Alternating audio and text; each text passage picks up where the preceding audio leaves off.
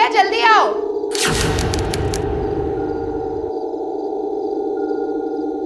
कहाँ चला गया ये लड़का आज?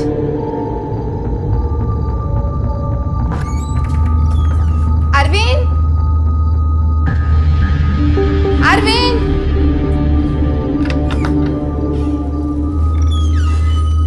अरविंद, कहाँ चला गया?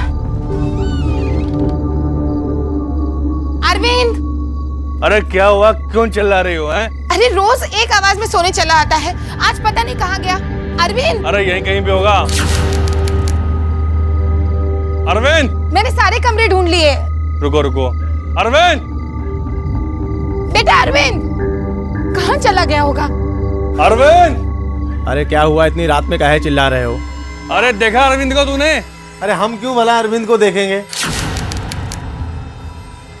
अरविंद, चलिए वहां देखते हैं। अरविंद बेटा, अरविंद, अरविंद, अरविंद, परेशान कर दिया इसने। अरविंद, जीजी, जीजी, जीजी, जीजी, जीजी जल्दी आओ। जीजी, क्या हुआ? हवा भारी है इसमें से, क्या हुआ? अरे मेरा बेटा, अरविंद, किसने क्या तेरे साथ ये बेटा? विष्णु भैया ने। विष्णु, अरे अरे अरे रुक जा। सुन, अगली बार तुम्हारे बेटे से ऐसी गलती हुई ना तो याद रखना, हमसे भी गलती से तुम्हारा बेटा मारा जाएगा। चल बेटा।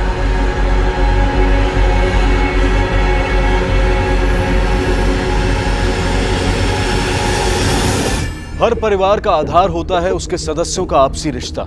जब तक इन रिश्तों में मधुरता और मिठास बनी रहती है तब तक परिवार किसी भी कठिनाई का सामना कर सकता है। लेकिन अगर इन रिश्तों में कड़वाहट आ जाए तो यही रिश्ते नासूर बन जाते हैं। आमतौर पर परिवारों में बड़ों के बीच हो रहे झगड़ों का असर बच्चों पर भी पड़ता है और हालात काबू से बाहर हो जाते हैं। इस परिवार में भी ऐसा ही कुछ हो रहा था जो इस परिवार को एक खतरनाक मोड़ की तरफ ले जा रहा था।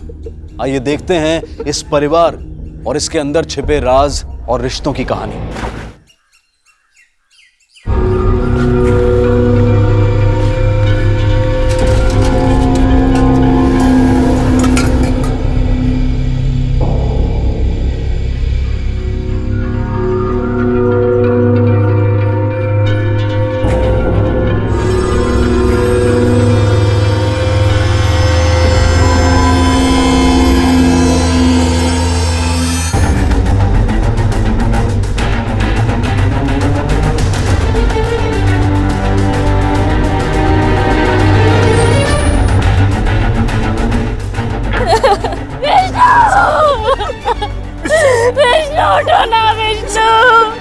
हट जाइए प्लीज।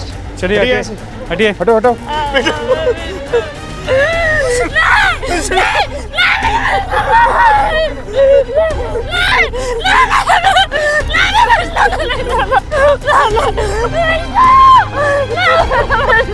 संभालिए, देखिए अपने आप को संभालिए। इस बॉडी को पोस्टमार्टम के लिए लेके जाना होगा। आसपास के लोगों से पूछताछ करो और पूरी जगह की अच्छी तरह से तलाशी लो, शायद हमें कोई सुराग मिल जाए। सर चलो। बार बार धमकी देती थी कि हमारे बेटे को जान से मार देगी साहब। इन्हीं लोगों ने हमारे मासूम की जान ली है साहब। झूठ बोल रही है साहब, हमने ऐसा कुछ ना किया। उल्टा इसका बेटा हमारे बेटे को मारता था, बहुत परेशान करता था। कोई मासूम नहीं था, राक्षस था राक्षस। एक तो हमारे बेटे को खा गई और ऊपर से राक्षस बोलती है। आज साहब इसने मारा हमारे बेटे को साहब। अलग अलग बयान लो सबका। सर थोड़ा बहुत नहीं साहब, वो हमारे अरविंद को बहुत मारता था और उसे कुछ भी बोलो तो उसकी माँ झगड़ा करने चली आती थी। साहब पता नहीं उसे हमारे बच्चे से क्या परेशानी थी साहब, उसके पीछे पड़ी रहती थी साहब। अब आप ही बताओ ना कि घर में बच्चे होंगे तो थोड़ा मोड़ा झगड़ा तो होगा ही ना। कोई बचपना नहीं साहब, शैतान था वो लड़का। उस दिन तो उसने हमारे अरविंद को अनाज की कोठरी में बंद कर दिया था साहब। मरते मरते बचा है हमारा बच्चा। हाँ साहब, मानते हैं हमारा बेटा थोड़ा शरारती था, अब बच्चे शरारत नहीं करेंगे तो कौन करेगा साहब? उसका बेटा शरारत करता तो वो अंधी हो जाती है, उसे कुछ नहीं दिखाई देता, और मेरा बेटा शरारत करता है तो वो राक्षस हो जाता है साहब। आप बताओ, अगर उसे इतनी परेशानी थी तो क्यों अपने बेटे को हमारे बेटे के साथ स्कूल भेजती थी? बोलो ना साहब। हाँ साहब, अरविंद जाता था विष्णु के साथ स्कूल, लेकिन कुछ दिन पहले विष्णु ने अरविंद को बहुत मारा।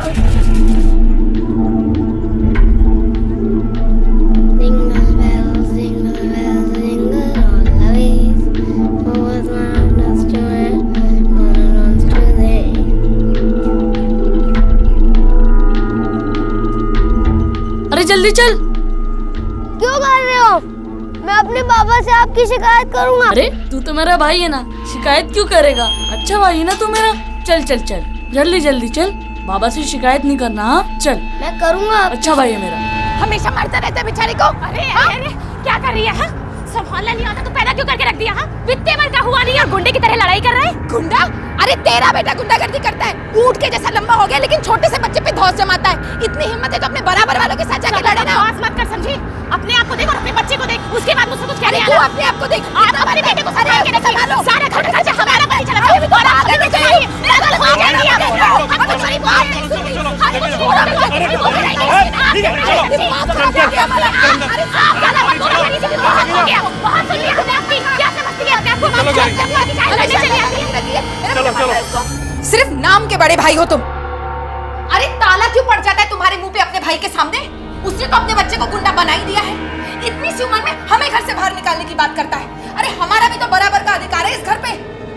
मैं कह देती हूँ, अगली बार अगर उसने मेरे अरविंद पे हाथ उठाया ना तो अच्छा नहीं होगा। अरे अच्छा बाबा, पहले शांत हो जाओ, बात करता हूँ उनसे। हैं? शांत हो जाओ। जीजी सा कम करो। जीजी, विष्णु ने बहुत मारा है इसे, बहुत चोट लगी है। मैं दवाई लगा देती हूँ उसे, और कुछ खाया भी नहीं इसने। ए, ज्यादा प्यार दिखाने की जरूरत नहीं है। नौकरानी है, नौकरानी बन के रहे। माँ बनने की कोशिश मत कर, समझी? चल जा रसोई में अपना काम कर, जा। मेरा बच्चा, रो मत। कहाँ लगी तुझे? अरे चल, मैं तुझे दवा लगा देती हूँ। चल। तब से हमने उसे स्कूल जल्दी भेजना शुरू कर दिया। कितनी जल्दी? 1 घंटा पहले साहब। साहब आज वो स्कूल जल्दी निकल गया था। कितना जल्दी? करीबन साहब रोज से आधा घंटा पहले। देखिए, हमने बॉडी को पोस्टमार्टम के लिए भेज दिया। ये एक्सीडेंट है तो ठीक है, लेकिन अगर कोई और इसके लिए जिम्मेदार है तो वो हमारे हाथों से बचेगा। आप लोग जा सकते हैं।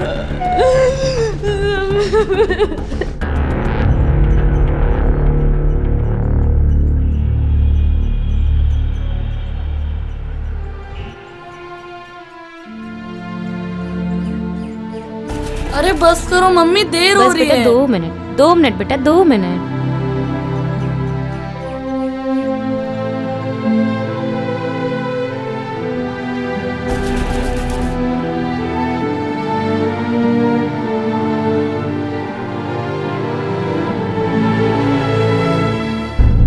ये जो लड़का मर गया विष्णु, उसके बारे में क्या जानते हो? हाँ साहब, यहीं से वो रोज स्कूल जाया करता था अपने भाई के साथ में। हाँ, उसका बड़ा वाला भाई विष्णु जो था ना, उसको चाहे परेशान करता था। ऐसा लगता था भाई नहीं कसाई है वो कई बार क्या है उसके कपड़े उतार कर पेड़ों पर लटका दिया करता था, और ये हम सब गांव के लोग देखते थे, लेकिन आपस का मामला था इसलिए कुछ बोल नहीं सकते थे। अच्छा, आज सुबह तुमने उन दोनों या दोनों में से किसी एक को भी स्कूल जाते हुए देखा है? नहीं साहब, आज तो हमने नहीं देखा साहब। ठीक है, तुम जाओ, चलो।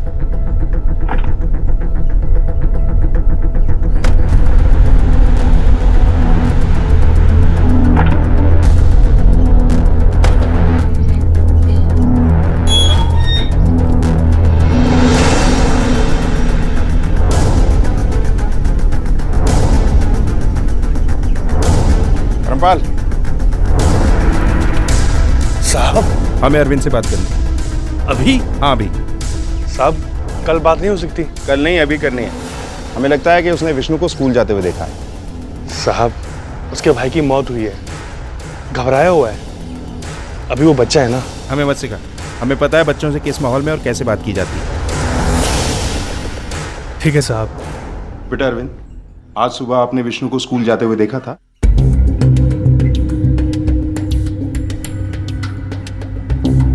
बताओ बेटा, देखा था आपने विष्णु को?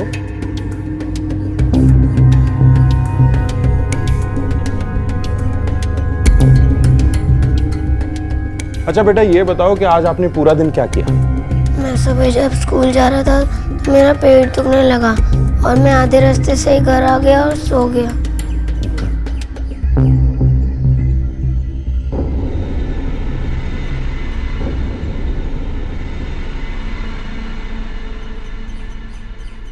सर कुछ तो मसला है। माँ बाप ने इस बच्चे को सिखा पढ़ा के रखा है। मुझे लगता है कि या तो ये घबराया हुआ है या कुछ तो जानता है। हमें इसे अकेले में बात करनी चाहिए, ये भी अपने माँ बाप के साथ ना हो।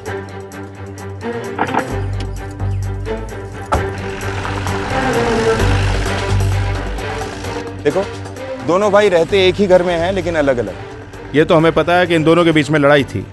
अब इनके जानने वालों से ये पता करते हैं कि लड़ाई कितनी सीरियस थी। मुझे नहीं लगता ये कोई एक्सीडेंटल डेथ है। और जिस तरह से रेखा अपने जेठ जेठानी पे इल्जाम लगा रही है, दाल में जरूर कुछ काला है। पूरी तफ्तीश करो दोनों भाइयों और उनकी बीवियों की। कहीं ऐसा ना हो कि आपसी रंजिश में निशाना एक मासूम बच्चा बन जाए। ये तो तय था कि ये परिवार अपने अंदर कुछ गहरे राज छुपा रहा था और इसी वजह से धर्मपाल और गौरी अपने बेटे अरविंद से गलत बयानी करवा रहे थे। क्या ये विष्णु की मौत से जुड़ा कोई ऐसा राज था जिसमें धर्मपाल और गौरी शामिल थे और अरविंद को इस बात की जानकारी थी और जिसे छुपाने के लिए उसके अपने माँ बाप उससे झूठ बुलवा रहे थे? लेकिन वो क्या राज था जिसकी वजह से एक 10 साल के बच्चे का बेरहमी से कत्ल कर दिया गया था? क्या इस परिवार की आपसी लड़ाई ने एक भयानक मोड़ ले लिया था या फिर विष्णु की मौत का राज कुछ और ही था? क्या बताऊं साहब, दोनों भाई आपस में झगड़ते रहते थे और उनके झगड़े में हम मजदूर पिल जाते थे। रामदास भाई तो मजदूरों का खून चूसते थे और धर्मपाल भाई हमारा पैसा। राजेंद्र भाई तो 2 मिनट के लिए कोई मजदूर अगर बैठ आता था तो उसके दिन भर की दिहाड़ी काट लेते थे। और धर्मपाल भाई वो तो अपने दारू और अय्याशी में बिजी रहते थे। धर्मपाल भाई तो साहब सिर्फ तनख्वाह वाले दिन ही मिलते थे। तो पैसे वाली बात तो बताइए। कौन सी बात? बताता हूँ ना साहब। अरे शांत हो जाओ साहब, आ रहे हैं, पैसे मिल जाएंगे। खड़े रहो भाई, चिल्लाने से पैसे थोड़े नहीं मिलेंगे। आपका रोज का ये परेशानी रहता, पैसे नहीं रहते। थोड़ा सब्र करो, पैसे मिल जाएंगे हम लोगों को। साहब आने वाले हैं। अरे पैसा चाहिए हमें। लो आगे। अरे हमको पैसा चाहिए। चुप, पैसा आ गया है। पैसा पैसा पैसा, ये ले मार दे। आवाज नीचे। चलो एक एक करके आओ। चेतन पटेल, अंगूठा लगाओ।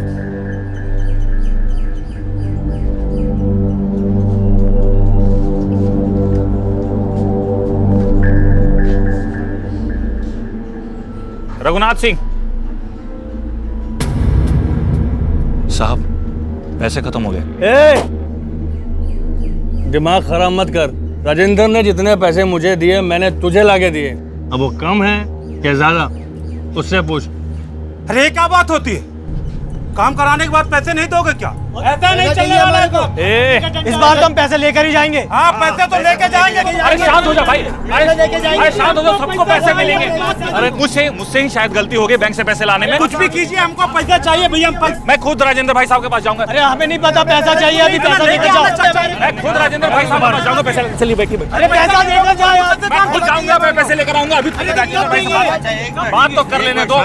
दीवान जी, ऐसा आप पे विश्वास करके हमें नहीं जाने दे रहे। नहीं तो ये दोनों भाई, ये तो बिल्कुल किसी भी विश्वास के लायक नहीं है।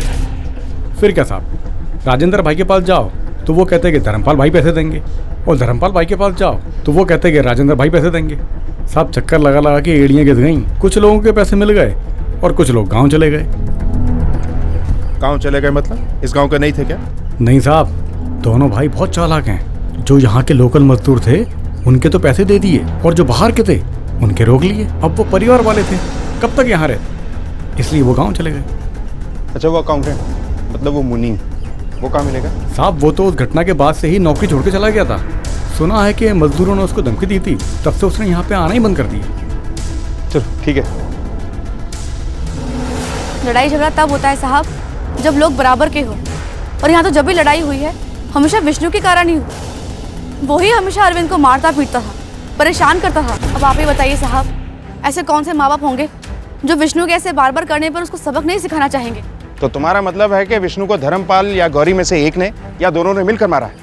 मेरा वो मतलब नहीं था साहब। तो क्या मतलब है तुम्हारा? मार सकते हैं या नहीं, एक बात बोल। हमें नहीं मालूम साहब। मार भी सकते, नहीं भी मार सकते। सच्ची में साहब, हमको नहीं मालूम। चलो।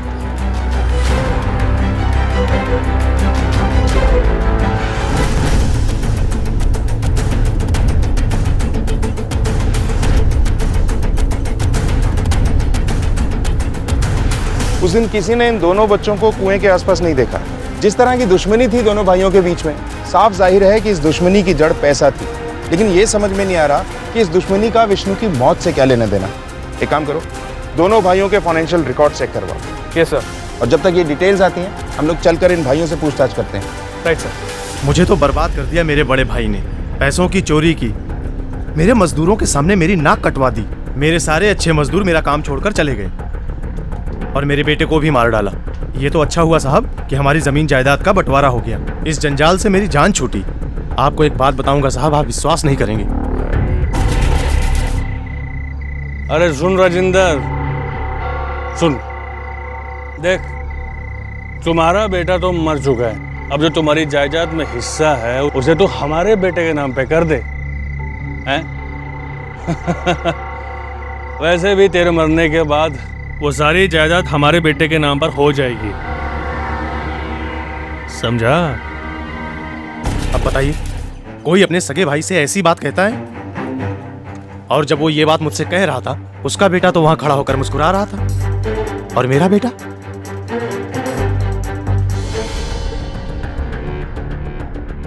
तो अब ये बता कि कैसे मारा विष्णु को? भगवान कसम साहब, हमने नहीं मारा।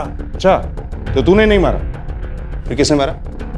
तेरी बीवी ने या तेरे बेटे ने? नहीं साहब, साहब हम में से किसी को कुछ नहीं मालूम। सच बोल रहे हो? साहब, मारना मत साहब, हम सच बोल रहे हैं। नहीं बेटा, तू घबरा मत, बाबा को कुछ नहीं होगा। साहब आप ही सोचिए, वो हमारा भतीजा था और हम अपने भतीजे को काहे मारेंगे? क्योंकि तुम दोनों भाई कम और दुश्मन ज्यादा थे। नहीं साहब, वो तो बस क्या? हमें सब पता है। तूने उन पैसों में भी घपलत किया है जो राजेंद्र तुझे खेतों में काम कराने के लिए देता था। नहीं साहब, ये सच नहीं है साहब, वो हमको बदनाम कर रहा है। खुद उसने पैसे कम दिए, अब इल्जाम हम पे डाल रहा है। साहब आपको गलत फहमी हुई साहब। गलत फहमी? पुलिस को? सर एक काम करते हैं, इसे लॉकअप में डाल देते हैं, फिर इसकी ये गलत फहमी दूर हो जाएगी कि पुलिस को गलत फहमी है। माँ कसम साहब, हम कुछ नहीं जानते, हमने कुछ नहीं किया। कान खोल के सुन ले, हमें सब पता चल जाता है कि कब किसने क्या किया है। जाइए यहाँ से अब।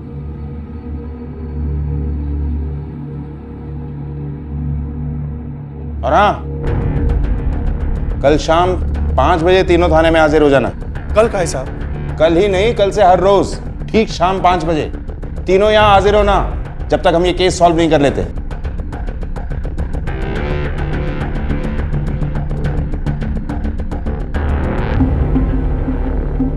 सर इस लड़के की मौत पानी में डूबने से नहीं हुई, क्योंकि इसके लंग्स में पानी बहुत कम था। इसका दाहिना कंधा टूटा हुआ है और इसके सर पर किसी भारी चीज से चोट पहुंचाई गई है, जिसकी वजह से इसकी मौत हो गई। बाद में इसे पानी में डुबा दिया गया है। डॉक्टर साहब, क्या ऐसा हो सकता है वो चोट जो इसके सर पे लगी, जिसकी वजह से इसकी मौत हुई, वो कुएं की किसी दीवार से टकराने से या पानी के नीचे किसी पत्थर से टकराने से लगी है? नहीं, अगर इसका शरीर कुएं की किसी दीवार से टकराया होता तो इसके शरीर पर कहीं ना कहीं खरोच का निशान होता, लेकिन इसके पूरे शरीर पर कहीं भी कोई खरोच का निशान नहीं। और पानी के अंदर ये किसी चीज से इतनी जोर से टकराए, ये पॉसिबल नहीं है, क्योंकि पानी ऑलरेडी उसकी स्पीड को तोड़ देगा। वो तो इसके सर पर किसी भारी चीज से चोट पहुंची है, जिसकी वजह से इसकी मौत हुई है। Thank you doctor.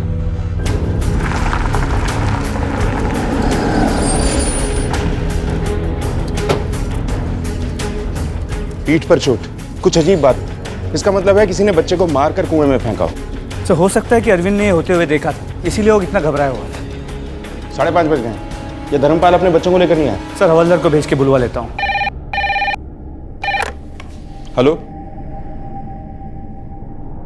क्या? ठीक है, गाड़ी निकालो। सर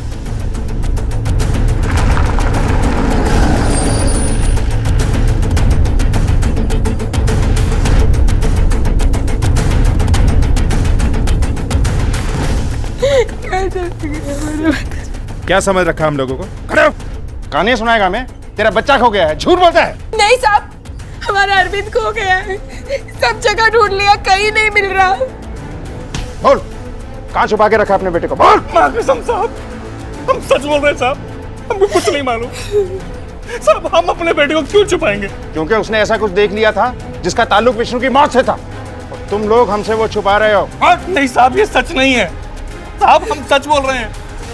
हमारा बेटा सच में खो गया साहब, मेहरबानी करके हमारा हाँ साहब, हमारे अरविंद को ढूंढ दीजिए, आपकी बहुत मेहरबानी होगी।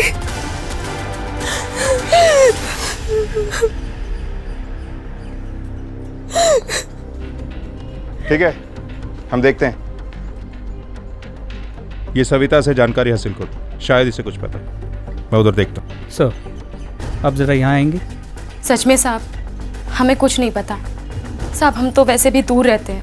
हमारा तो बेटा चला गया, अब उसके बेटे को गायब करने से हमारा बेटा वापस तो नहीं आने वाला ना साहब। साहब, हमारे भाई से झगड़ा जरूर है, लेकिन हम लोग ऐसा कुछ सोच भी नहीं सकते हैं। और साहब, अरविंद तो हमारे भी बेटे जैसा है ना। हम तो बस भगवान से यही प्रार्थना करेंगे कि वो जहाँ भी हो ठीक हो और जल्दी मिल जाए बस। जी साहब।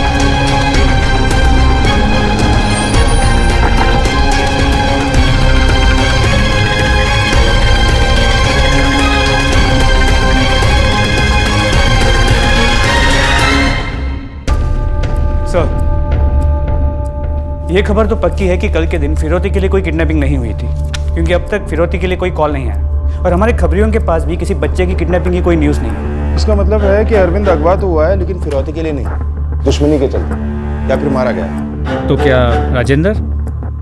हो भी सकता है और नहीं भी हो सकता। एक संभावना तो यह है कि धर्मपाल को फिरौती की खबर आ गई थी और उसने किसी डर से हमें नहीं बताया, और दूसरी ये कि इस परिवार से किसी की दुश्मनी है जिसके चलते वो इस घर के बच्चों को नुकसान पहुंचा रहा है। वजह चाहे जो भी हो, इसकी जड़ तक पहुंचने के लिए हमें दोनों भाइयों पर नजर रखनी पड़ेगी।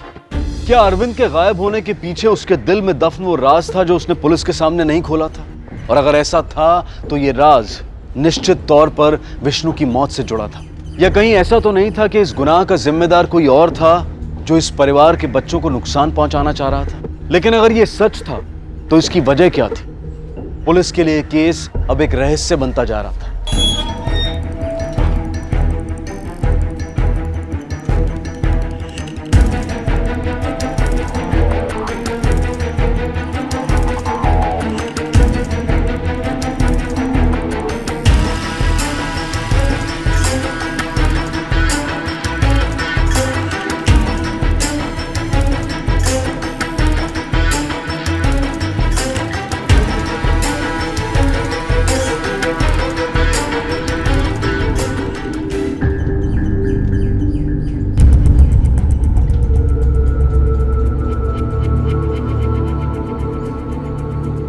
तुम दोनों उस पर नजर रखो।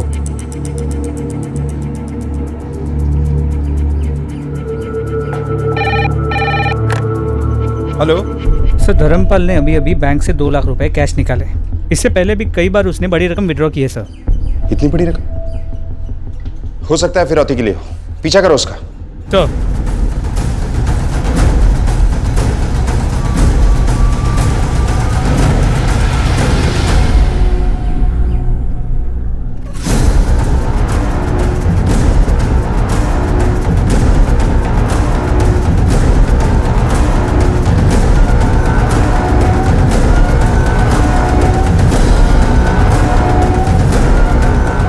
वो देखो, वो रहा। रुक रुक, हिम्मत, चल चल। अरे अभी मैंने किया, अरे बताओ हमें किसने किया, बताओ हमें किसने किया।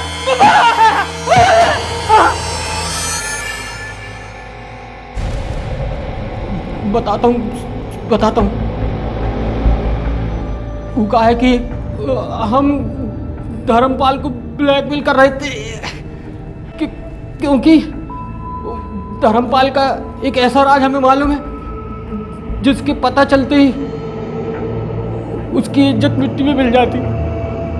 ये बता कि ये राज तुझे कैसे पता? जल्दी बता। ये देखो, ये है अपना घर।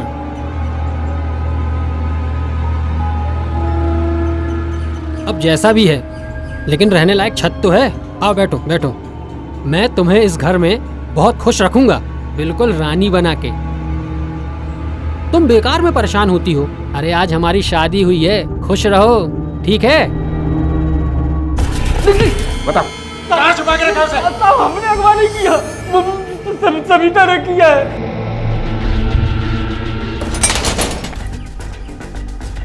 ढूंढो।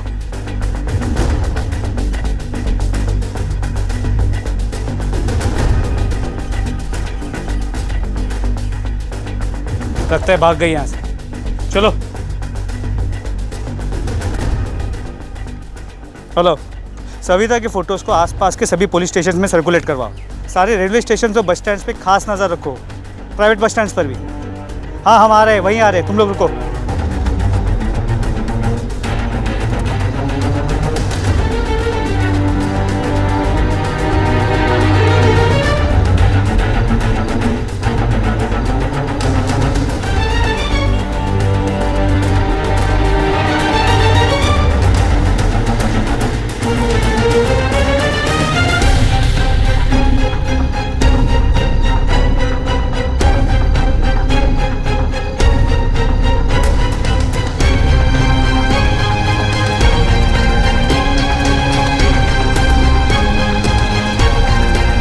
किसे देखा है?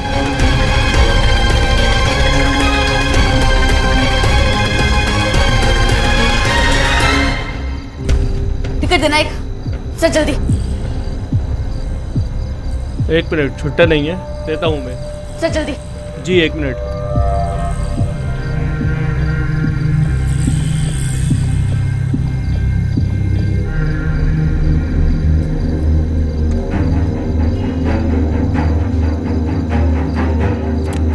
रुक रुक,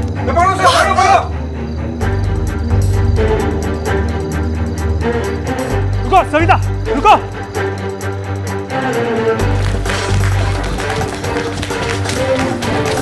रुको।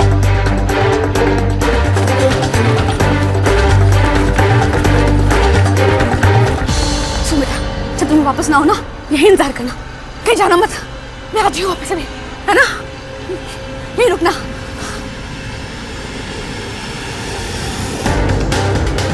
सविता रुक।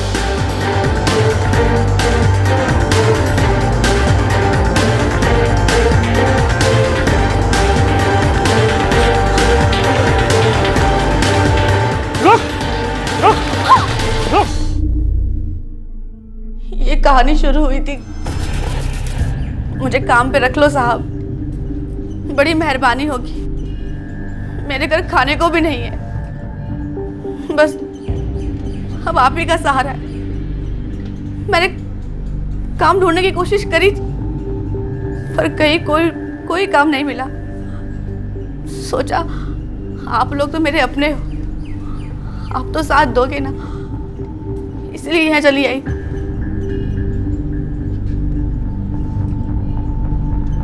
ठीक है। क्या किया तुमने? पूरी बात बताओ। उस दिन विष्णु अरविंद को परेशान कर रहा था, वो उसे कुएं के पास ले जाके उसे पीट रहा था, परेशान किया जा रहा था। देख रहा है? और मुझे मिला रास्ते में तो तुम कहा काकी, विष्णु भैया कुएं में गिर गए। कैसे? मैंने उन्हें गिरा दिया। काकी मैंने कुछ नहीं करा। तू परेशान मत हो, तू परेशान मत हो, मैं संभालूंगी। तू घर जा। सुन, किसको बोलना मत, ठीक है? काकी विष्णु भैया को बचा लेना। तू घर जा। घर बेटी, जब मैं कुएं के पास पहुंची तो विष्णु, विष्णु, सविता काकी बचा, सविता काकी बचा।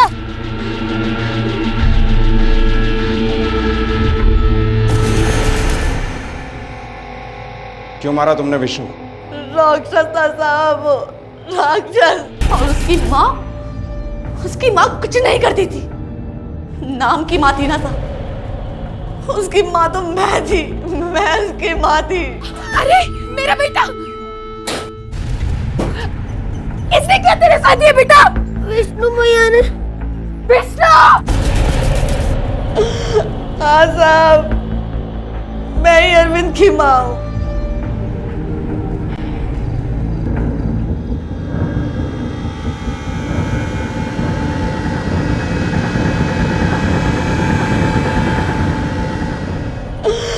हाँ साहब, मैं ही अरविंद की माँ हूँ।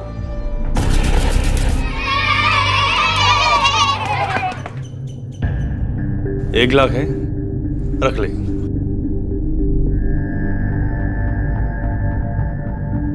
सविता, 1 लाख बहुत होते हैं। हमारी बात मान ले, हमारी इज्जत का सवाल है। रख ले। रख लो, रख लो।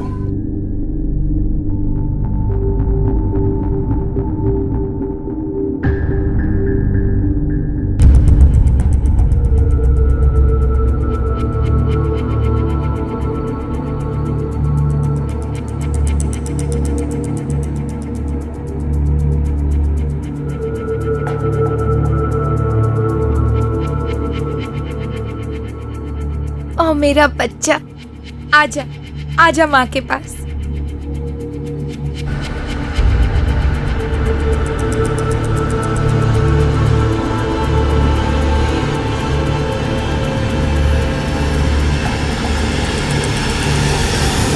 हमने 9 महीने साहब, 9 महीने उसे अपने पेट में रखा और वो उसे ऐसे लेके चले गए जैसे हमारा कोई हक ही नहीं था उस पर। जी भर के देखने भी नहीं दिया हमें। जब तुम वापस उस घर में काम करने गई तो ये क्यों नहीं बताया कि तुम्हारी शादी हो चुकी है? मदन ने कहा था। अरविंद के जन्म के बाद जब मैं मदन से मिली तो सब कुछ जानते हुए भी उसने मुझे अपनाया, मुझे शादी करी। ये देखो, ये है अपना घर।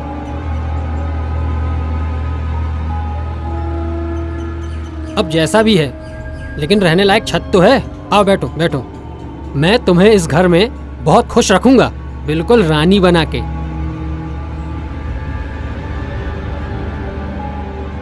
अरे तुम तो बेकार ही परेशान होती रहती हो, इतने चिंता क्या करती हो?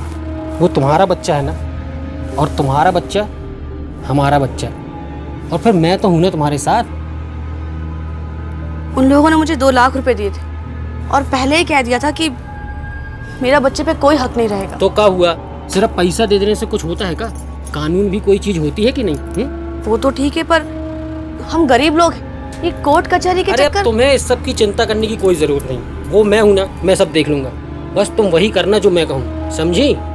हमारा बच्चा हमें मिल जाएगा, तुम बेकार में परेशान होती हो। अरे आज हमारी शादी हुई है, खुश रहो, ठीक है? फिर मैं उस घर में काम मांगने गई साहब, और फिर अरविंद मेरे आंखों के सामने ही रहने लगा। फिर तुम दोनों ने उसके माँ बाप से पैसे ऐंठना शुरू कर दिया।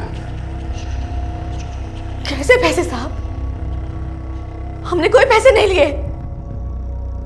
मदन ने हमें सब कुछ बता दिया है सविता। अपने बेटे को हासिल करने की कोशिश में तुमने उसे अगवा किया और खुद ही उसे खो दिया। ले जाओ इसे। नहीं साहब, नहीं साहब, मेरे बच्चे को ढूंढ दो साहब, साहब मेहरबानी करके मेरे बच्चे को ढूंढ दो साहब। नहीं नहीं साहब, नहीं।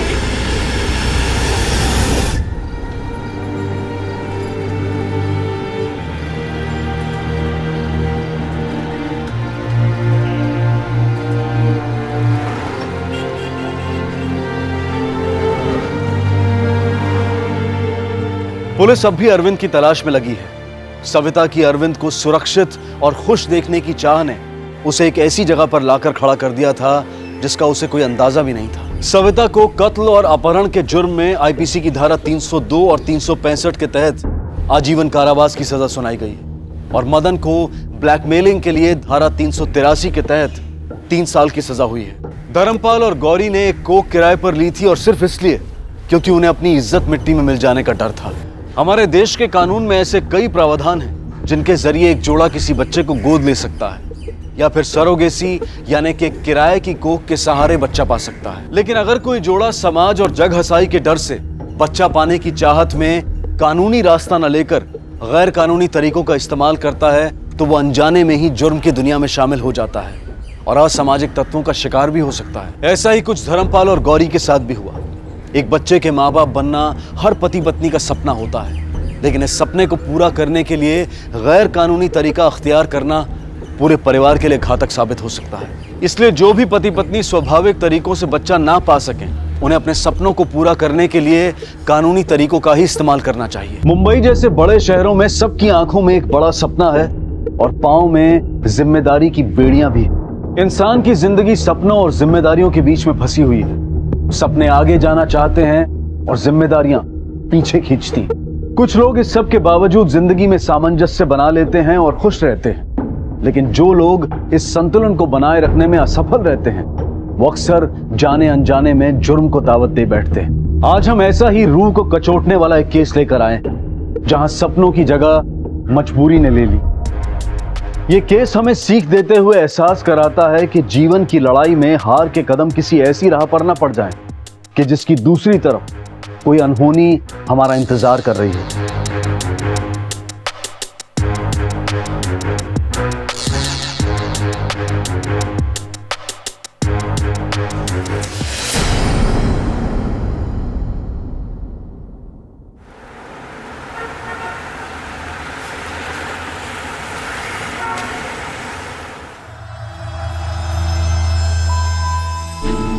रुक साले, किधर जा रहा है? आपकी तेरी चार पट्टी निकालता।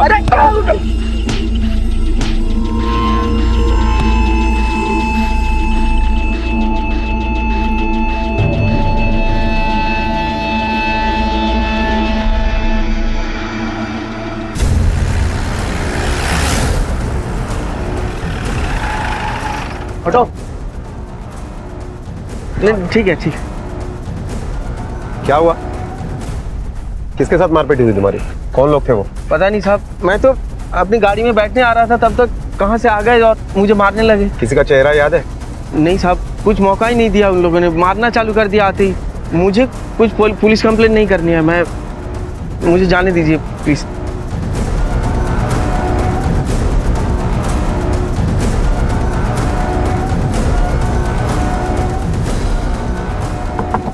नीचे करो। ये कार्ड आपका है? जी मेरा है।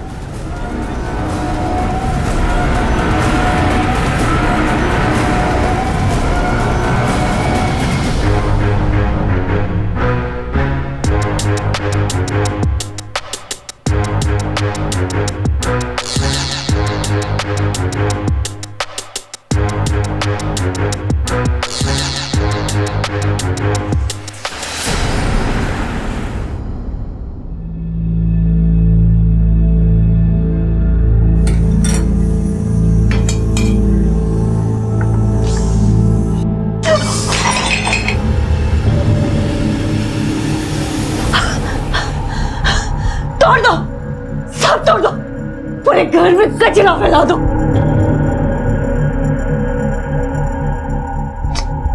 ताई, दे मुझे, मैं करती हूँ, नहीं तो तू काम के लिए लेट हो जाएगी। चुप। अच्छा चल ठीक है। जब तक तो रो रही थी इस घर में, पूरे घर का तमाशा बना के रख दिया। एक काम ढंग से नहीं होता इन लोगों से। हाँ, एक काम ढंग से नहीं होता। आई पागल हो गई मैं, पागल बना दी। आई पागल बना दी। शांत हो। तू कहाँ जाने की जल्दी में? हाँ, पैरों में घुंघरू बांधने में देर हो रही है, कमर मटकाने से फुर्सत नहीं है। हाँ, न खुद का ध्यान है न घर का ध्यान है। आई, कमर मटकाने के लिए नहीं, स्टार बनने के लिए देर हो जाएगी। अच्छा सुन, मैंने घर का सारा काम कर दिया है और तेरे लिए खाना भी बना कर रखा है, ठीक है? तू प्रीतिला सांग तीतुला दे, ठीक है? हाँ, और खाने से पहले ये दवाई ले लेना, मैं यहाँ रख रही हूँ, याद से ले लेना, ठीक है ना? मुझे ऑफिस के लिए लेट हो रहा है, मैं तो उससे शाम में मिलती हूँ। जब देखो हवा की तरह आती जाती रहती, न किसी चीज का ध्यान है न खुद का ध्यान है। अरे इतनी चिंता मत कर, मैं तो उससे शाम में मिलती हूँ, ठीक है? तू अपना ख्याल रख।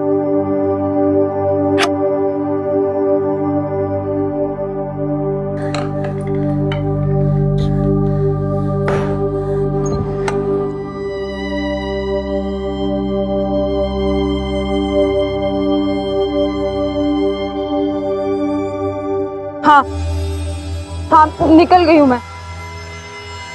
ऑटो।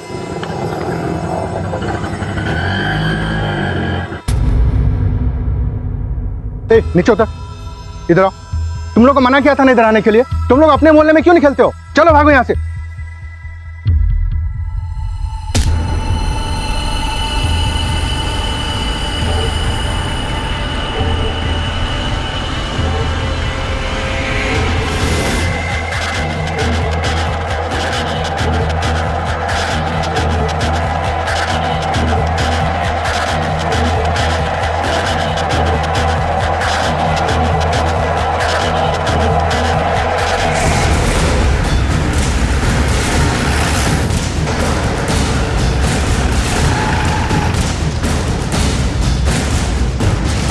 सर, लड़की की उम्र लगभग 20-21 साल की है। इस बिल्डिंग में नहीं रहती है।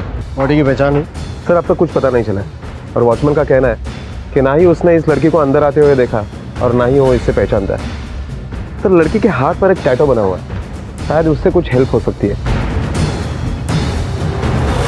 साहब, मैं 1 मिनट के लिए पेशाब करने के लिए गया था, तभी ये अंदर गई होगी, इसलिए मैं उसे देख नहीं पाया। उस लड़की ने छलांग लगाया, कहाँ था तू? यहीं था साहब।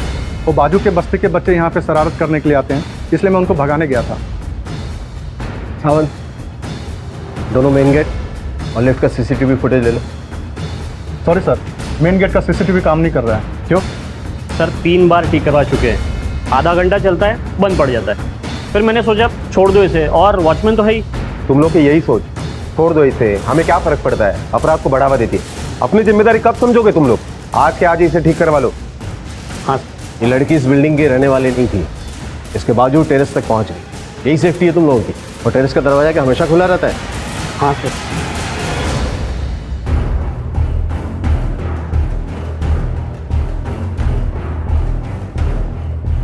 सर, यहाँ पर इतनी सारी बिल्डिंग्स होने के बावजूद भी इसने यही बिल्डिंग क्यों चुनी? सावंत, अगर इस लड़की ने ये बिल्डिंग सुसाइड करने के लिए ऐसे ही रैंडमली सेलेक्ट किया, कुछ तो मिलना चाहिए उसका। पर्स, मोबाइल, हमें कुछ भी नहीं मिला। सर, ऐसा भी हो सकता है कि वो लड़की यहीं कहीं एरिया में रहती हो और जानबूझकर वो मोबाइल और पर्स साथ में नहीं लाई ताकि उसकी पहचान छुपी रहे।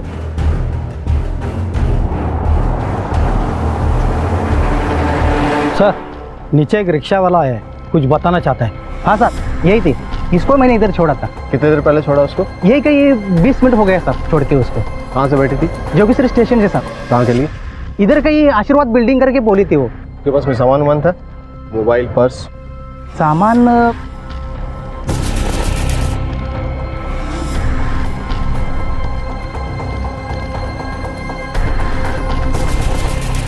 हाँ साहब, उसके पास मोबाइल भी था और पर्स भी था। सर, इसका मतलब वो इसी बिल्डिंग में आना चाहती थी, ऐसे ही रैंडमली छुपकर नहीं घुसी थी वो यहाँ पर। सावंत, पूरे चांसेस है कि इसने सुसाइड नहीं किया। वो यहाँ किसी से मिलने के लिए आई, तो वही उसे टेरेस पर लेकर गया था। उसे पता था कि टेरेस का दरवाजा खुला है। धक्का देने के बाद उसका पर्स और मोबाइल लेके भाग गया होगा ताकि उसकी पहचान ना हो सके।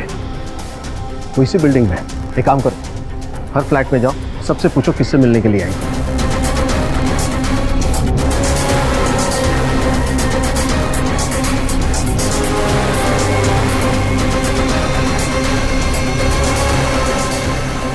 सर, जवळपास आम्ही सगळ्यांची चौकशी केली। सबका यही कहना है कि वो ऐसे किसी लड़की को नहीं जानते, ना ही ऐसी कोई लड़की उन्हें मिलने के लिए आई थी। ये भी हो सकता है कि वो लड़की यहाँ कंपाउंड में किसी से मिली हो और फिर वो उसको लेकर टेरेस पे गया। सर, अगर कंपाउंड में वो लड़की किसी से मिली है तो टेरेस पे जाने के लिए जरूर लिफ्ट का इस्तेमाल किया होगा। हमें लिफ्ट के सीसीटीवी फुटेज में वो इंसान दिख सकता है। करेक्ट। सर, मैं 4 बिल्डिंग आगे 20वें माले पे रहता हूँ। कुछ देर पहले मैं अपनी गैलरी में खड़ा था तो मैंने देखा कि किसी ने एक लड़की को धक्का मार के छत से नीचे गिराया सर। अब धक्का मारने वाला लड़का था या लड़की, इतनी दूर से समझ नहीं पाया सर मैं।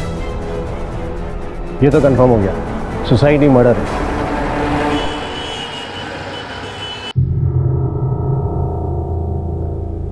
पापा, सुबह से 50 बार फोन कर चुकी हूँ ताई को, फोन ही नहीं लग रहा है, स्विच ऑफ आ रहा है। काहे को परेशान हो रही है? कहीं काम में फंसी होगी, आ जाएगी।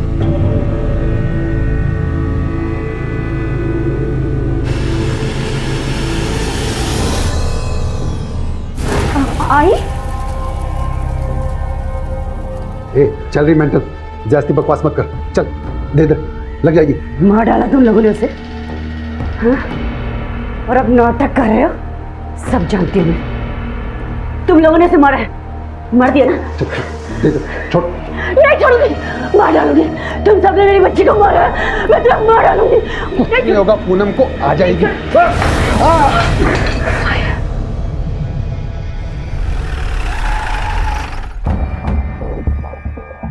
सर, लिफ्ट के सामने वाले कैमरे में सिर्फ दीवार दिखाई दे रही है, लिफ्ट या स्टेयरकेस का एरिया दिखाई नहीं दे रहा, जिससे ये नहीं पता चल रहा है कि कौन आया और कौन गया। पता नहीं ऐसे अजीब डायरेक्शन में कैमरा क्यों लगाया है। अमन, ये काम उस कातिल का भी हो सकता है, जिसे पता था कि वो पकड़ा जाएगा, इसलिए उसने कैमरा घुमा दिया होगा।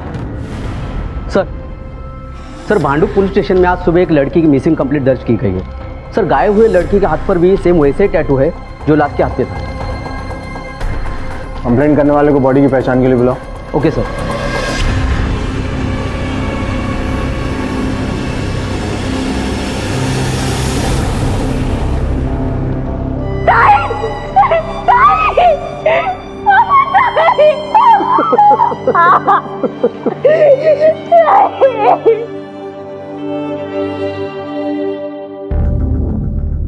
साहब, पूनम की रात को पैदा हुई थी मेरी बेटी।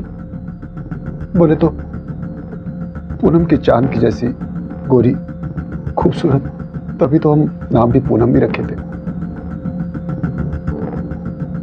उजाला थी मेरे घर का साहब, अब देखो अंधेरा करके चली गई साहब। क्या करती थी आपकी बेटी? पढ़ रही थी? अब सर सेकंड ईयर में थी, घर की जिम्मेदारी की वजह से आर्ट्स ली थी, बाद में काम पे भी जाना होता था और घर का खर्चा बिर्चा सब वही चलाती थी। क्यों, तुम कुछ काम नहीं करते? सब 2 साल से बहुत कोशिश किया लेकिन कहीं नौकरी नहीं मिली। 2 साल पहले एक मिल में काम करता था, वो मिल बंद पड़ी, तब से बेकार हूं साहब। इसलिए सारा बोझ अकेली पूनम ही उठाती थी। क्या काम करती थी आपकी बेटी?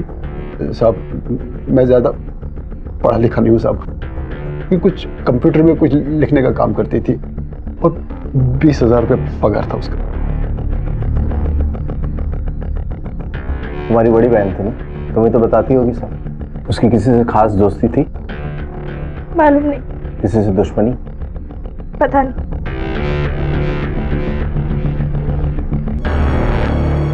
ये दरवाजा क्यों बंद रहता है?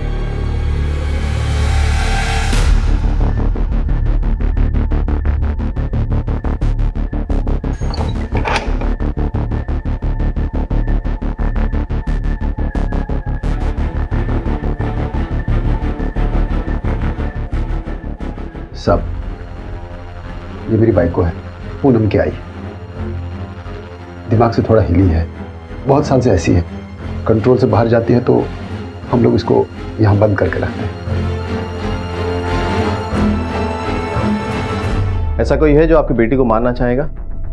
उसका कोई बॉयफ्रेंड या? ये सब फालतू काम के लिए उसके पास टाइम किधर को था? घर की जिम्मेदारी, पढ़ाई, फिर नौकरी, इन सब से तो फुर्सत नहीं मिलती थी उसको। आशीर्वाद बिल्डिंग कैसे मिलने गई होगी? नहीं मालूम साहब, वो जास्ती बताती नहीं थी और हम लोग भी ज्यादा उसको टोकते नहीं थे साहब। तुम्हें तो पता होगा। मालूम नहीं। क्या मालूम नहीं? मालूम नहीं ताई थी तेरी बहनें, तो एक दूसरे का दुख सुख जानती है, जब भी मुंह खोलती है मालूम नहीं मालूम नहीं। ऐसे क्यों चिल्ला रहे हैं उस पे?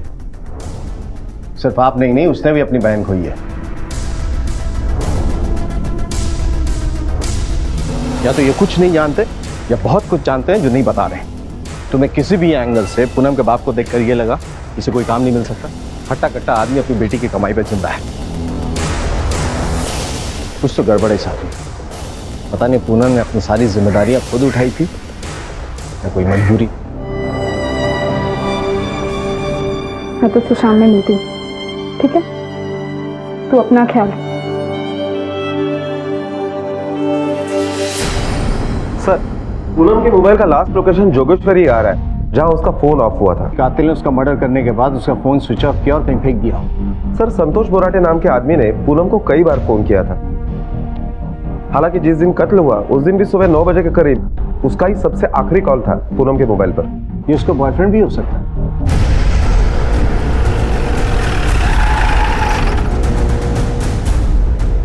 संतोष बोराटे तुम ही हो साहब। पूनम मटकर को जानते हो? हाँ साहब, मंगेतर है मेरी। क्या हुआ साहब? कल सुबह 9 बजे फोन किया था तुमने उसे? कल सुबह क्या साहब, हम तो दिन में 10-12 बार बात करते हैं। हुआ क्या साहब? उसकी मौत हो गई। तुम्हारा कोई झगड़ा हुआ था क्या उससे? कहे को साहब, अब तो एक दूसरे से बहुत प्यार करते थे, मस्त चल रहा था। अभी कुछ ही दिनों में हमारी शादी होने वाली थी। तुम कह रहे हो कि तुम उसके मंगेतर हो, लेकिन कल जब हम उसके घर पे गए थे तो तुम वहां नहीं थे, क्यों? कैसे होता साहब, उसके परिवार वाले मेरे को बताया नहीं कि पूनम। और उसके पापा ने तो तुम्हारा कोई जिक्र नहीं किया था। ये लव मैरिज था क्या? नहीं साहब, अरेंज मैरिज था। कुछ टाइम पहले तो हमारा रिश्ता ही हुआ था। पूनम इसको थोड़ा आगे बढ़ा रही थी, उसको अपनी पढ़ाई पूरी करनी थी, और उसके परिवार वालों से मेरी ना ज़्यादा बात होती थी ना ज़्यादा मिलना जुलना। कल सुबह कहाँ थे? साहब, बलाड में मेरा कजिन रहता है, उसके पास था। ये मोहन पूनम की शादी के लिए तैयार कैसे हो गया? इकलौती घर में कमाने वाली थी, शादी कर देता तो भूखों मर। सबसे पहले संतोष के बयान की सच्चाई की जांच करो तुम। Okay sir.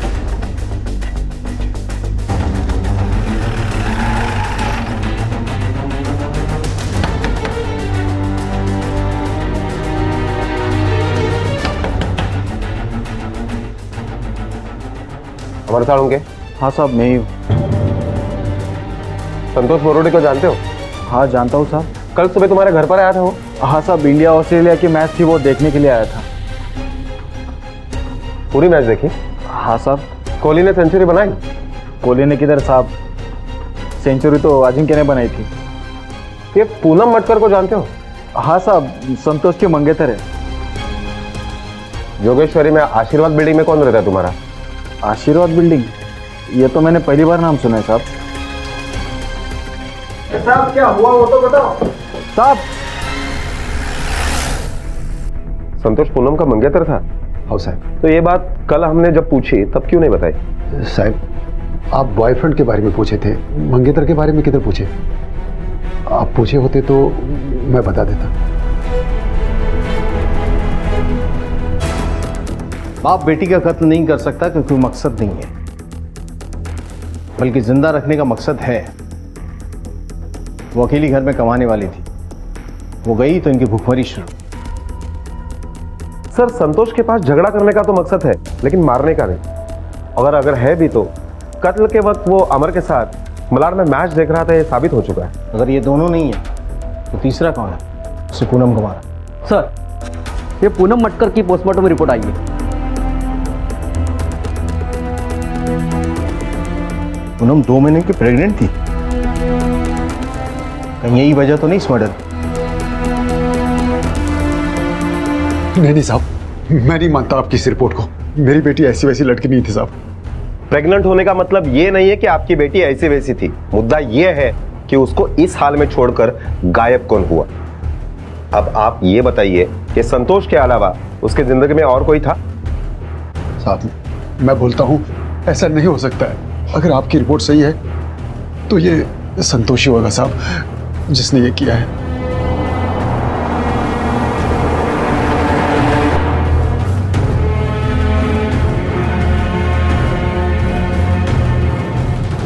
साहब, हम एक दूसरे से प्यार करते थे। वो मेरे लिए टाइम पास नहीं थी, मेरे को उसके साथ शादी मनाने का था। हाँ साहब, हमारे बीच में फिजिकल रिलेशन था, लेकिन हम सेफ्टी से चलते थे। साहब, उसका प्रेग्नेंट होना पॉसिबल ही नहीं है। पिछले 6 महीने से तो वो इतना बिजी थी कि हमारा मिलना मुश्किल था। साहब, वो मेरे को कभी बताया नहीं कि वो प्रेग्नेंट है। बताया था या नहीं हम पता करवा लेंगे। हमें बस तुम्हारा डीएनए सैंपल चाहिए। लो ना साहब, डरे वो जो झूठ बोले, मेरे को काहे का डर। दादा उछल मत जा। तेरा डीएनए सैंपल अगर उस बच्चे के सैंपल से नहीं मिला ना तो तेरी पूरी पॉसिबिलिटी बन जाएगी उसका मर्डर करने की। साहब, मैंने कुछ किया नहीं तो मैं डरूं काहे को। आप चाहे तो मेरा मोबाइल का लोकेशन चेक कर लीजिए। तुझे बहुत जानकारी पुलिस क्या क्या चेक करती है? कहीं यही जानकारी तूने इस मर्डर के लिए इस्तेमाल तो नहीं की? बेटा, टेक्नोलॉजी अभी आई है। पुलिस के पास ऐसे 1000 रास्ते होते हैं अंधेरे में से कातिल का गिरबान पकड़ के बाहर निकालने के। समझा? सर, संतोष सच बोला है, उसका डीएनए मैच नहीं हुआ और कॉल रिकॉर्ड और मोबाइल लोकेशन टावर के हिसाब से उस दिन वो अमर के ही घर पर था, मलाड में। इसका मतलब है कि पूनम की जिंदगी में संतोष के अलावा भी कोई आदमी। ये गुमनाम आदमी कौन था? सावंत, तुम पूनम के ऑफिस में जाके पूछताछ करो और मैं तब तक उसके घर का जायजा लेता हूँ। कहाँ है पूनम? कहाँ है? बोलो। कहाँ है मेरी बेटी? बोल। कहाँ गए तुम लोग उसको? तुम लोग उसको कहाँ गए? आई मत ना आई। बोल कहाँ है? कहाँ है? आई वो ताई उस कमरे में हो। उस कमरे में? हाँ वहाँ है उस कमरे में। पूनम, पूनम, पूनम, पूनम, दरवाजा खोलो। खोल दरवाजा। झूठ बोले मुझसे तो। झूठ बोले मेरे को। मुझे पूनम के पास जाने। ताई कितने सपने देखी थी तू? स्टार बनेगी, डांस शो में जाएगी, मुझे ऐसे छोड़ के क्यों चली गई ताई? पर अच्छा ही हुआ तू चली गई। इस सड़क से मुक्ति तो मिली तुझे। तू जिधर भी होगी ना, इधर से तो खुश होगी तू।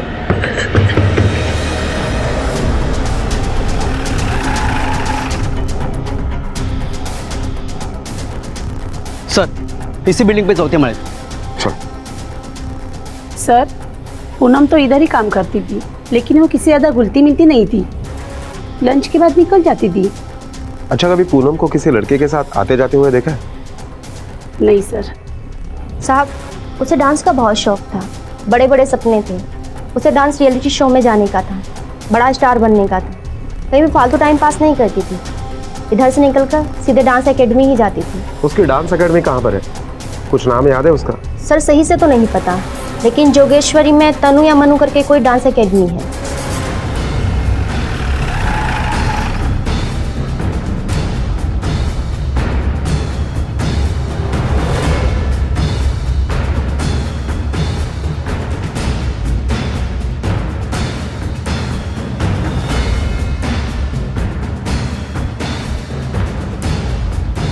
सर, ये डांस क्लास बिल्कुल आशीर्वाद सोसाइटी के सामने ही है। Okay sir.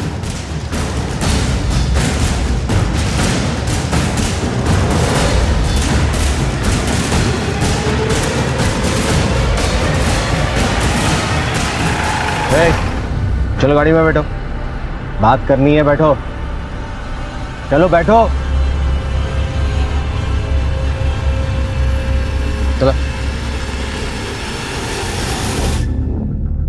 हमारी बेटी तनुजा एक एक्ट्रेस थी और कमाल की डांसर भी। डांस उसका जुनून था, पर 7 साल पहले एक एक्सीडेंट में उसकी मौत हो गई। बस उसकी याद में उसका नाम और शौक जिंदा रखने के लिए हम ये तनु डांस एकेडमी चलाते हैं। बाजू के रूम में ही उसकी क्लासेस चलती हैं। 3 तारीख को पूनम एब्सेंट थी, वो क्लास में आई थी और दिन मंगलवार था। मंगलवार को वो क्लास नहीं आती है। अगर मंगलवार के दिन उसकी क्लास नहीं थी तो वो यहाँ क्या कर रही थी? पता नहीं सर, हमने सुना था कि सामने की बिल्डिंग से किसी लड़की ने कूदकर सुसाइड कर लिया है। अब वो पूनम थी ये मालूम नहीं था।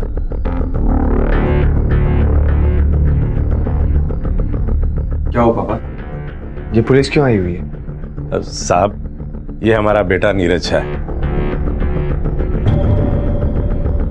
तनुजा से छोटा है।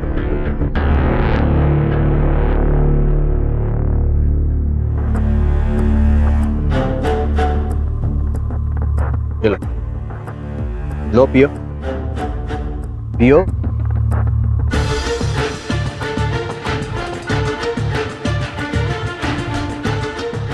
देखो, हम जानते हैं कि तुम झूठ बोल रही हो, कि तुम्हें पूनम के बारे में कुछ भी नहीं पता, उसके काम के बारे में, उसके डांस क्लास के बारे में। हम ये भी जानते हैं कि तुम अपने बाबा के डर से कुछ नहीं बोल रहे। क्या तुम नहीं चाहती कि पूनम को इंसाफ मिले, उसके कातिल को सजा मिले? अरे वो अकेली नहीं थी, एक और जिंदगी पल रही थी उसके अंदर। एक नहीं 2 कत्ल हुए हैं। क्या तुम अब भी पूनम और उस नन्ही सी जान को इंसाफ नहीं दिलाना चाहती? सर पक्का नहीं मालूम, पिताई का बॉस ही ना उस बच्चे का बाप होगा।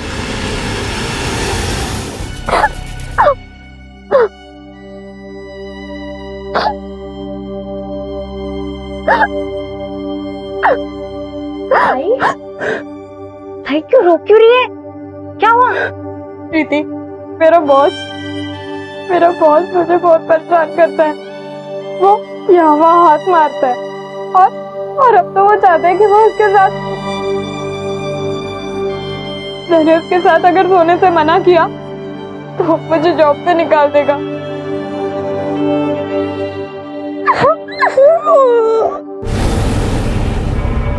ताई तू काम पे जा रही है?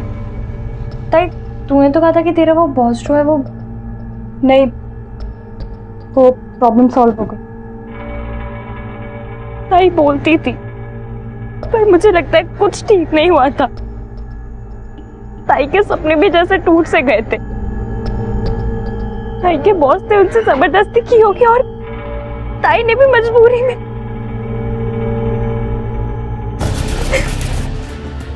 वो ही उस बच्चे का बाप होगा सर।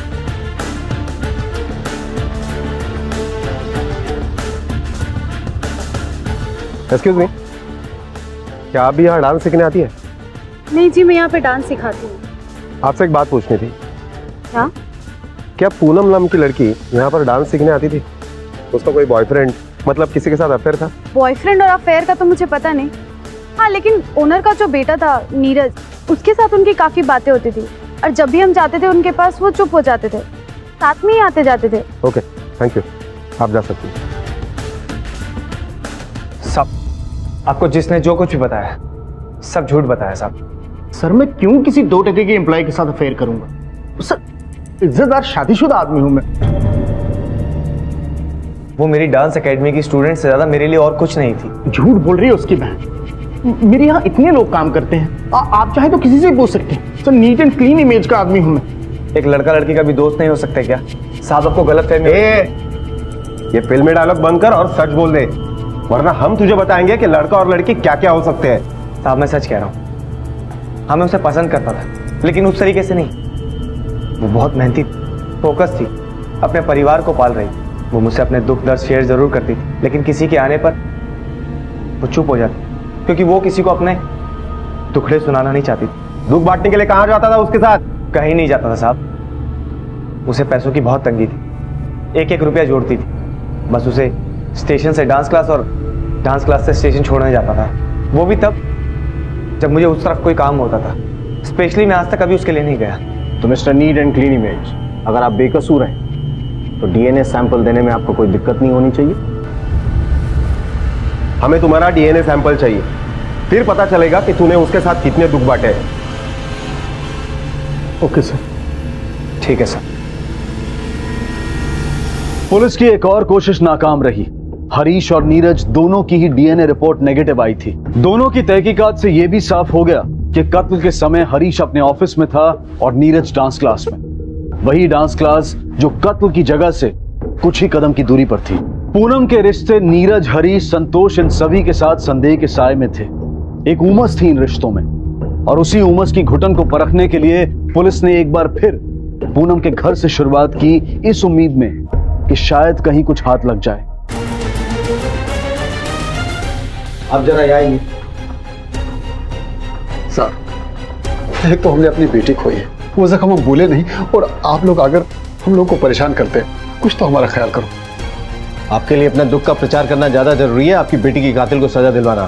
साहब मैं गरीब आदमी हूँ और पुलिस के सामने क्या बोल सकता हूँ, लेकिन सच तो यह है कि मैंने अपनी बेटी खोई और आपको अपना कातिल नहीं मिल रहा है, लेकिन परेशानी तो हमको हो रही है ना साहब।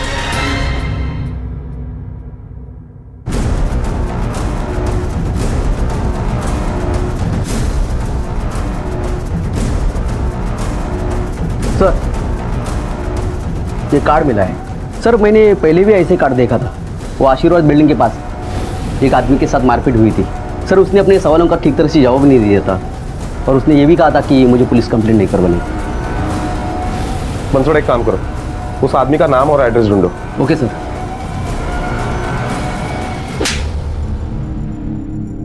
सर कौन सी पूनम, किसका मर्डर, मैं सचमुच नहीं जानता हूँ। आप क्या कह रहे हो सर? जिस दिन पूनम का मर्डर हुआ उसके एक दिन पहले उसी आशीर्वाद सोसाइटी के सामने तुझे गुंडों ने धोया था, और तू कह रहा है कुछ भी संबंध नहीं है। तेरा मार खाने का शौक ना हम भी पूरा कर सकते हैं, और हम सिर्फ धोते नहीं है, सुखाते भी है, और सूखने के बाद आदमी किसी लायक नहीं रहता। सर मेरे यकीन कीजिए, मैं सच कह रहा हूँ। मैं अपनी बीवी बच्चों की कसम खाता हूँ, मैं किसी भी पूनम को नहीं जानता हूँ।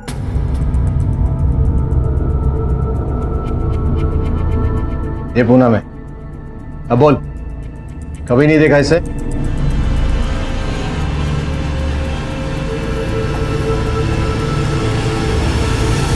इधर देख, जब गुंडों ने तेरी धुलाई की थी ना, तो ऐसा ही कार्ड तेरे पास मिला, और यही सेम कार्ड पूनम के पास भी मिला। अब बता, क्या संबंध है तेरे, पूनम और इस कार्ड के बीच में? बोल। देख, इससे पहले कि ये बेल्ट में तेरे शरीर पे चाप दूं, मान जा। देख, अब तेरी बारी है ये दिखाने की कि तू अपनी आई से और बाबा से कितना प्यार करती है। बाबा करती हूँ ना, बहुत प्यार करती हूँ, पर इसलिए मैं पुलिस को कुछ नहीं बताई। प्लीज बाबा। नहीं मानेगी? नहीं बाबा, बाबा।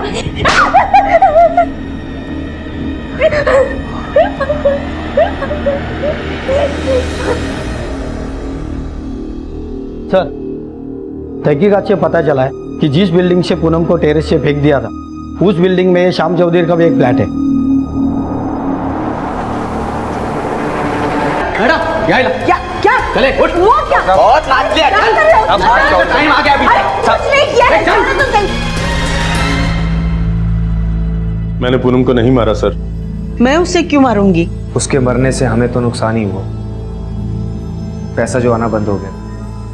गलत काम में हाथ डाला था, बस सिर्फ इतनी ही गलती थी। हमने कभी किसी से जबरदस्ती नहीं की। गलत काम नहीं करते तो क्या करते? सीधे रास्ते से इतना पैसा कहाँ कमाया जा सकता है? अब कम में गुजारा करना पॉसिबल नहीं था हमारे लिए। तनुजा ने फिल्मों में काम करके बहुत पैसा कमाया था। धीरे धीरे हमारा लाइफस्टाइल ही बदल गया, रहन सहन, खाना पहनना सब। दीदी की कमाई से हम शान शौकत की जिंदगी जी रहे थे, और जब हमें उस शान शौकत की लत लग गई तो एक दिन रोड एक्सीडेंट में दीदी की मौत हो गई। कमाई बंद हो चुकी थी, लेकिन खर्चे कम नहीं हुए थे। साल 2 साल में सारा पैसा खर्च हो गया। फिर हमें कमाई का एक नया रास्ता दिखा। तनुजा के नाम से हमने डांस एकेडमी खोली, पर उस उतनी सी कमाई से हम लोगों का लाइफस्टाइल मेंटेन नहीं हो पा रहा था, इसलिए हमने दूसरा रास्ता अपनाया। मुंबई में ऐसी लड़कियों की कमी नहीं है जो स्टार बनना चाहती हैं, जो रातों रात पैसा कमाना चाहती हैं। नाम शोहरत पैसा कमाने के लिए लड़कियां कुछ भी करने को तैयार हो जाती हैं, और हम उन्हें ये लालच देकर किसी के साथ भी सोने के लिए तैयार कर लेते थे। शुरू में हम लोग उन्हें प्रोड्यूसर्स के पास भेजते थे, ये बोल कर के उनका फ्यूचर सेट हो जाएगा, और फिर उसके बाद हम उनका ब्रेन वॉश करते थे कि जो काम एक बार किया है वो दोबारा करने में प्रॉब्लम क्या है। 1-2 बार में लड़कियों की शर्म खत्म हो जाती थी, फिर ना उन्हें फर्क पड़ता था ना हमें। बस फिर नोट गिनते थे। मैं अंधेरी, जुहू और बांद्रा के पॉश इलाकों में आने जाने वाली गाड़ियों में लोगों को कार्ड बांटता। लड़की चाहिए तो कॉल कर। जब भी कोई हमें उस नंबर पर कॉल करता तो हमारा कॉल रिकॉर्ड किया हुआ नंबर डज नॉट एग्जिस्ट सुनाई देता। लोग उसे फेक नंबर समझकर फ़ोन काट देते, और वो हमने इसलिए लगाया था कि ताकि यदि कोई हमें पकड़ने की कोशिश करे तो उसे भी वो नंबर गलत समझ में आए। फिर उसके बाद हम लोग उसी नंबर पर पीसीओ से कॉल करते थे। जिसे भी लड़की चाहिए होती थी उसे मेरी बहन तनुजा की फ़ोटो भेजते थे। हीरोइन की फ़ोटो देखकर सबकी लाट टपकती थी, कोई देखने नहीं जाता था कि वो जिंदा है या मर गई। हम लोग आशीर्वाद के फ्लैट पर उन लोगों को बुलाते थे। बिल्डिंग के गेट पर मैं उन लोगों से पैसे ले लेता था, और हमारा सिक्योरिटी गार्ड उन्हें आगे का रास्ता दिखाता। तुम लोगों ने घटियापन की सारी हदें पार कर दी, अपनी मरी हुई बेटी तक को बेच दिया। कस्टमर जब पूछता था कि वो कहाँ है तो क्या बोलते थे? हम बोलते थे कि उसकी तबीयत खराब हो गई, अभी किसी और से काम चला ले, अगली बार तुम्हें वही मिलेगी। ज्यादातर लोग मान जाते थे, लेकिन ये निखिल अड़ गया। मुझे ये लड़की चाहिए, ये, इसके लिए मैंने पैसे दिए, नहीं दे सकते हो तो पैसा वापस करो। उसने पुलिस के पास जाने की धमकी दी, इसलिए हमने उसे पिटवाया। पूनम को भी इसी तरह फंसाया था तुमने? वो भी स्टार बनना चाहती थी, लेकिन दूसरी लड़कियों की तरह पागल नहीं थी, और ना ही वो दूसरी लड़कियों की तरह हमारे पास आई थी, बल्कि वो तो एक क्लाइंट के थ्रू हमारे पास पहुंची थी। कौन क्लाइंट?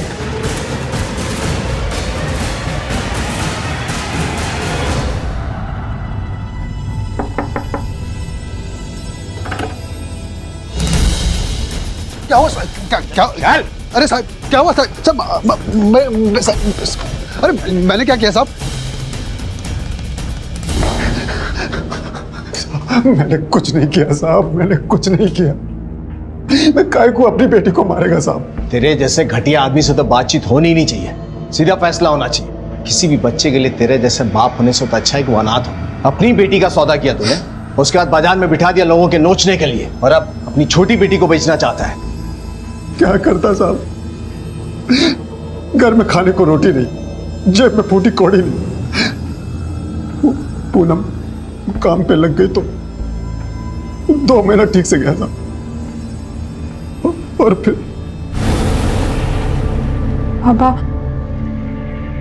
पापा मेरे को नौकरी छोड़नी पड़ेगी। काय को?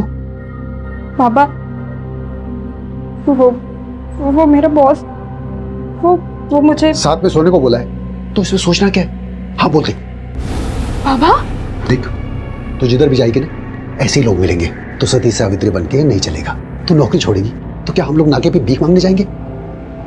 घर कैसे चलेगा? तू हाँ बोल दे। वो मेरी बात सुनी, नौकरी बच गई, कुछ दिन सब ठीक चला साहब। फिर एक दिन अंधेरी में मैं खड़ा था तो मेरे को एक कार्ड मिला। लड़की चाहिए तो फोन कर।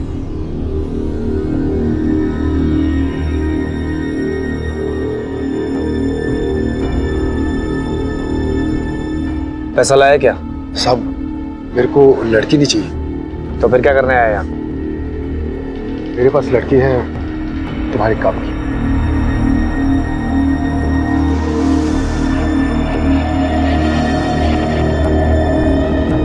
प्रीति, तुझे पता है बाबा ने मेरे लिए डांस क्लास ढूंढी है। उसके बाद वो धीरज लोग उसको काम पे लगा दिया। इसे काम नहीं कुछ और कहते हैं।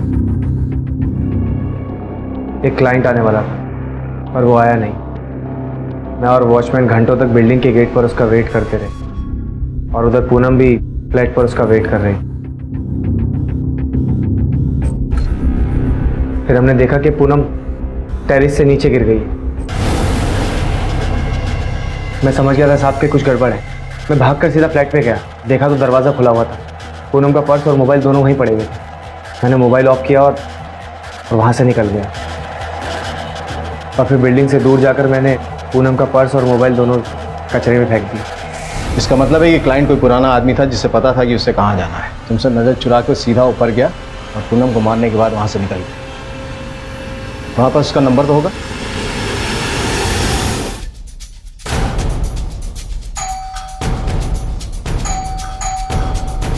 सावंत,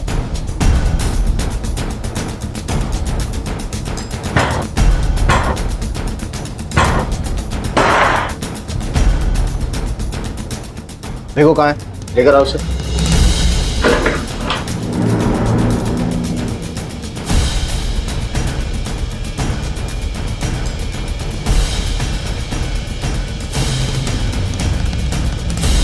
सर,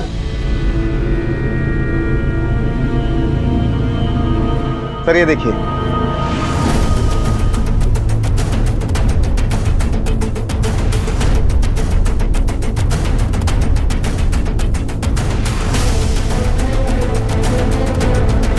संतोष,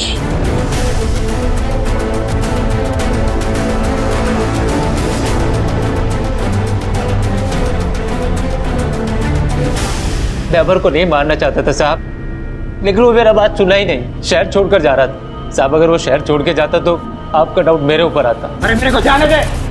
रुक नहीं, तू नहीं जाएगा, तू समझ ना, तू इधर से नहीं जाएगा रे अमर।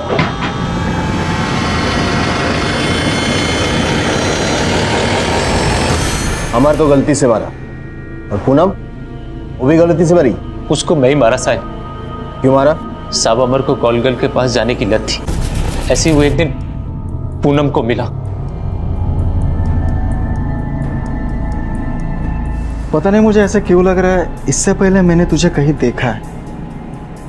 देखा होएगा। काम हो गया ना तेरा, अब जा जल्दी यहाँ से।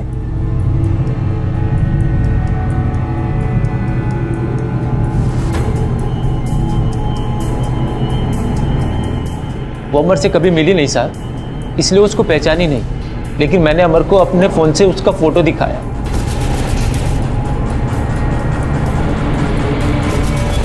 साहब मैं एकदम पागल जैसा हो गया था। मेरे को यकीन नहीं था कि वो मेरे को धोखा देगी साहब। फिर मैंने सोचा पूनम को इसका कीमत चुकाना पड़ेगा। मैंने अमर को बोला उसको बुक कर, मेरे को उसका वो रूप देख रहा अपनी आंखों से। साहब मैं 3 तारीख को आशीर्वाद बिल्डिंग के बाहर गया। चाची उधर से वॉचमैन अंदर गया, मैं सीधा बिल्डिंग के अंदर गया, अमर के बताए हुए फ्लैट की तरफ। पूरे रास्ते साहब मैं यही सोचता रहा कि उधर पूनम ना हो। जैसे मैं उधर पहुंचा और घंटी बजाई, दरवाजा खोला तो मुझे यकीन नहीं हुआ साहब जब मैंने पूनम को वहां देखा। साहब जब मैंने उसका वो रूप देखा, मैं उधर से सीधा छत पे गया, मेरे पीछे पीछे आई। उसके बाद साहब मुझे कुछ सुनाई नहीं दिया वो क्या बोल रही थी। मेरे कानों में कुछ नहीं जा रहा था साहब। प्लीज संतोष, एक बार बात सुन लो प्लीज प्लीज। जो तुमने देखा वो मैंने मजबूरी में किया था, मैं नहीं करना चाहती थी। तुम जानते हो मैं तुमसे बहुत प्यार करती हूँ, है ना। पूनम ने जो किया मजबूरी में किया, अपने बाबा के दबाव में आकर किया। उसकी गलती सिर्फ इतनी थी कि उसने आवाज नहीं उठाई। संतोष को पूनम के कत्ल के लिए, हरीश खन्ना को सेक्सुअल हैरेसमेंट के लिए और सुनीता, श्याम, मोहन और नीरज को देह व्यापार के जुर्म में सजा हुई। अगर पूनम अपने पिता की बेगैरत और वाहियात शर्तों के सामने झुकी ना होती तो शायद आज वो जिंदा होती। अपने परिवार की जिम्मेदारी हर इंसान को उठानी चाहिए, लेकिन ध्यान ये रहे कि ऐसा कुछ भी ना करें कि आप अपनी ही नजरों में गिर जाएं। अब मैं अनूप सोनी आपसे विदा लेता हूं, फिर मुलाकात होगी अगले एपिसोड में एक और चौंका देने वाले केस के साथ। तब तक अपना और अपने परिवार का ख्याल रखें और देखते रहें क्राइम पेट्रोल डायल 100। सबक एक को, सीख हम सबको। जय हिंद। क्राइम पेट्रोल्स के और भी दिलचस्प कहानी देखने के लिए हमारे चैनल को सब्सक्राइब करें और बेल आइकॉन दबाना न भूलें।